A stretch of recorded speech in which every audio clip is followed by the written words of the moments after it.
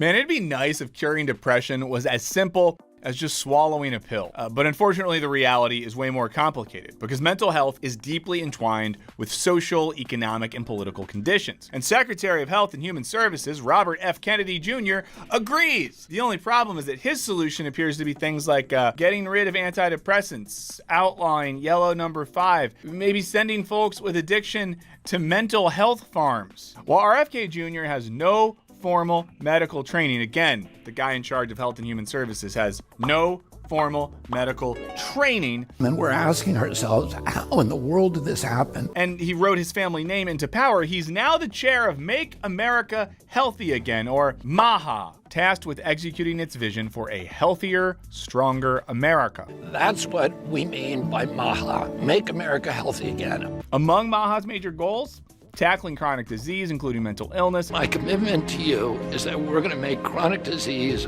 our top priority, as well as investigating the efficacy of standard mental health treatments. Now, the Trump administration released an executive order that aims to assess the prevalence and threats of common pharmaceutical treatments like antidepressants, antipsychotics, mood stabilizers, and stimulants. Guess how many of those I have in my system right now in the comments for a chance at winning a prize. RFK Jr. has questioned whether antidepressants are being overprescribed, particularly to children. And he's also recently claimed from his personal experience that withdrawal from SSRIs, commonly prescribed for major depressive disorder, is more difficult than withdrawal from addictive recreational drugs. Listen, I know people, including members of my family, who've had a much worse time getting off of SSRIs than people have getting off of heroin. You know, stuff like the crack that he famously passed around in his basement while he was also liquefying mice in a blender to feed to pet hawks. All of those are real things that he allegedly did. Now, experts have qualified this claim.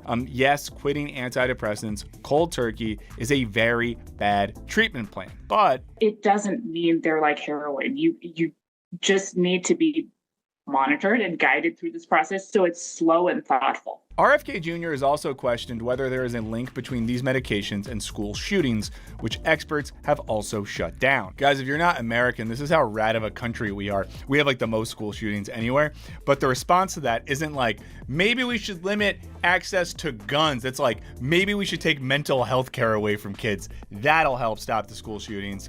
Not the whole gun thing. The logical leaps that MAHA and RFK Jr. are making on mental health treatment are honestly simplistic and potentially harmful, but stay with me for a second here. He's not 100% wrong. You know, we should rethink how we understand and treat mental illness. Many have criticized Big Pharma for financially incentivizing the overprescribing of drugs. It's also worth taking things a step further and asking, why do 17% of US adults depend to some extent on a prescription for their mental well-being? You know, what does it mean that 1 in 4 US adults experience a diagnosable mental disorder every year? If so many people are mentally suffering and relying on medication, is medicine the only thing to reconsider? RFK Jr. is totally right that we need to be looking at what have been the consequences of letting the pharmaceutical industry just run unchecked. And even if a lot of his solutions sound batshit, some of them are kind of right, but for the wrong reasons. Because mental health is way more socially and politically constructed than the Trump administration would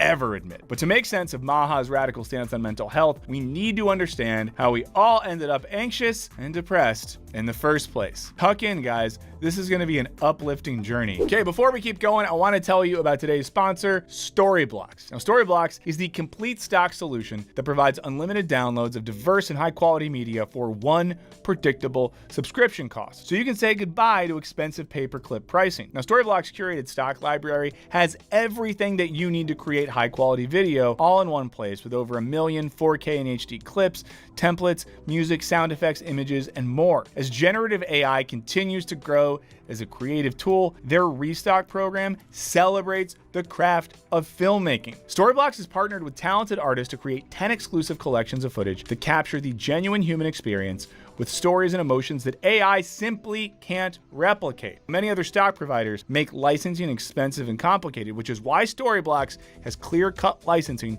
that gives you lasting protection with the best legal coverage available. Now, to get started with unlimited stock media downloads at one set price, head to storyblocks.com/wisecrack or click the link in the description. Again, that is storyblocks.com/wisecrack or click the link in the description. We love story blocks, and we hope that you will too. But for now, let's get back to the show. Debates around how to treat mental illness are nothing new, and our understanding of mental health struggles has transformed multiple times over the past century. Now, after the World Wars, the U.S. Army developed a formal classification system to describe and treat symptoms of veterans reeling from war-related trauma and PTSD. By 1952, the first Diagnostic and Statistical Manual for Mental Disorders, or DSM, was published in conjunction with an international classification system published by the World Health Organization. So as the U.S. population expanded and the economy boomed, more and more research and funding went to understanding mental disorders and how to treat them. In 1956, Congress passed the Health Amendments Act, which provided grant money to research mental health, and soon after, RFK Jr.'s uncle, John F. Kennedy, signed a bill just weeks before his assassination that increased federal support for outpatient mental health services. The goal was to get people out of mental institutions and asylums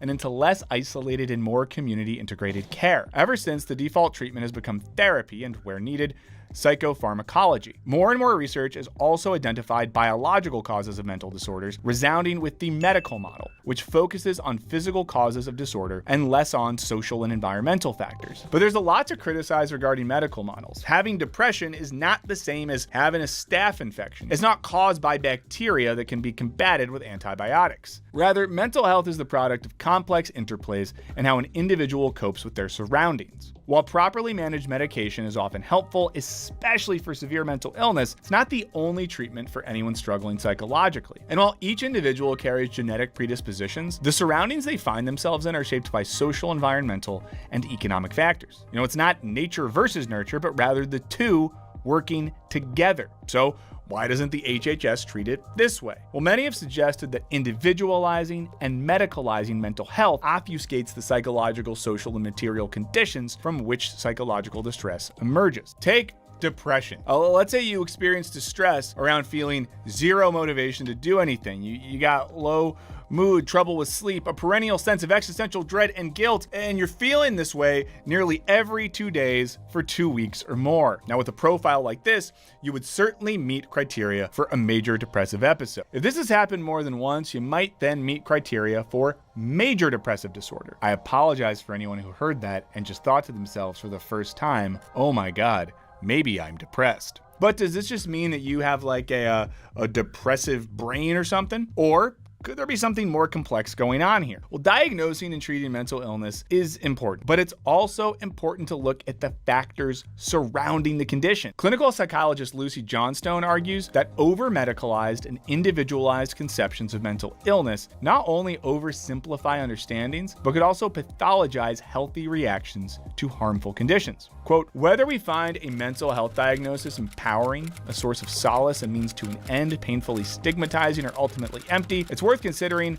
whether one of the greatest successes of the neoliberal project has been the neat separation of mental ill health or psychological suffering from political consciousness. To put this in different terms, what they're basically saying is maybe sometimes when you feel really bad, it's because the world sucks. Like maybe stuff's really bad externally and that leads to you feeling a type of way. And it's not just like, oh, your chemicals are off. Maybe it's like, oh, the world outside is collapsing and you don't know how to cope with that psychologically. Maybe that's what they're saying is happening. Maybe that's the thing that happens to some of us sometimes, all the time, especially right now. Now, this isn't to downplay how meaningful a mental health diagnosis can be in understanding ourselves and our experiences. It's just that on their own, they can distract us from broader factors contributing to those conditions. Dr. Johnstone and her colleagues use the Power Threat Meaning Framework, which aims to offer a conceptual alternative to diagnostic models from medical perspectives. So this is just a way of doing it, which doesn't involve any longer putting people in diagnostic boxes which have been invented by professionals. There's also the anti-psychiatry movement,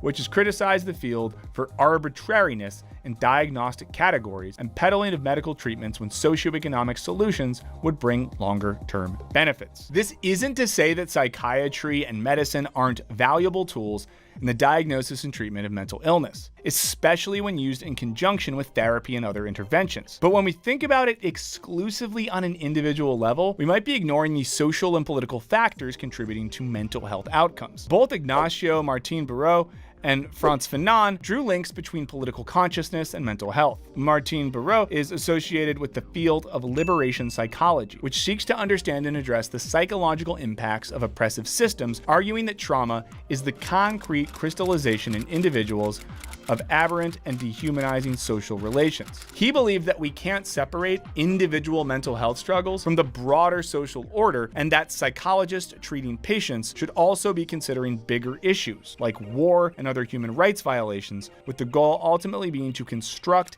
a new person in a new society. And more, we're seeing the limitations of over-medicalized understandings of mental health. And although it's great that mental distress and disorders have been taken more seriously and seen less as moral failings, especially since the pandemic, we can't stop there. Our material and social conditions contribute to our mental health. So in all of this, some of RFK Jr.'s proposals, chiefly regarding the use of psychiatric medications, are worthwhile to consider. They're drugged into oblivion because they're having behavioral problems and essentially no one has any time to deal with them, and they don't want to, and they're going to find some really, really bad things. However, RFK Jr.'s new mandate offers individualistic solutions to structural problems, something that's all too common in neoliberal policy. For example, the MAHA website focuses on the roles of poor metabolic health and inflammation in mental disorders, but focusing only on diet and environmental toxins ignores things like poverty or social isolation. At the same time, he works for an administration diametrically opposed to long-term, society-wide policies that might help mental health struggles, such as universal health care, universal basic income, walkable communities, healthier social relationships, a meaningful and well-compensated job,